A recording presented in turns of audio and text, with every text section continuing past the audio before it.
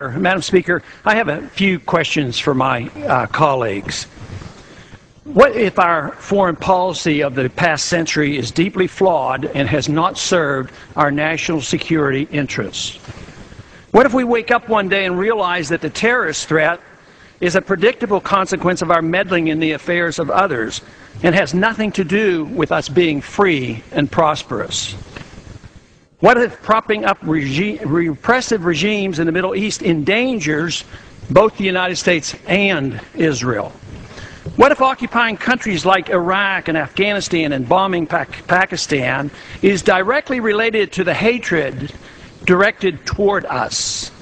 What if someday it dawns on us that losing over 5,000 American military personnel in the Middle East since 9/11 is not a fair trade-off for the loss of nearly 3,000 American citizens, no matter how many Iraqi, Pakistani, and Afghan people are killed or displaced?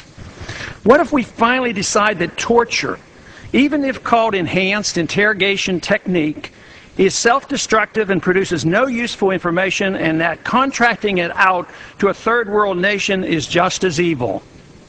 What if it is finally realized that war and military spending is always destructive to the economy? What if all wartime spending is paid for through the deceitful and evil process of inflating and borrowing? What if we finally see that wartime conditions always undermine personal liberty? What if conservatives who preach small government wake up and realize that our interventionist foreign policy provides the greatest incentive to expand the government? What if conservatives understood once again that their only logical position is military intervention and managing an empire throughout the world? What if the American people woke up and understood that the official reasons for going to war are almost always based on lies and promoted by war propaganda in order to serve special interests? What if we as a nation came to realize that the quest for empire eventually destroys all great nations? What if Obama has no intention of leaving Iraq?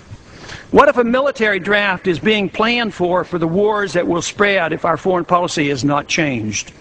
What if the American people learn the truth, that our foreign policy has nothing to do with national security, that it never changes from one administration to the next? What if war and preparation for war is a racket serving the special interests? What if President Obama is completely wrong about Afghanistan and it turns out worse than Iraq and Vietnam put together? What if Christianity actually teaches peace and not preventive wars of aggression? What if diplomacy is found to be superior to bombs and bribes in protecting America? What happens if my concerns are completely unfounded?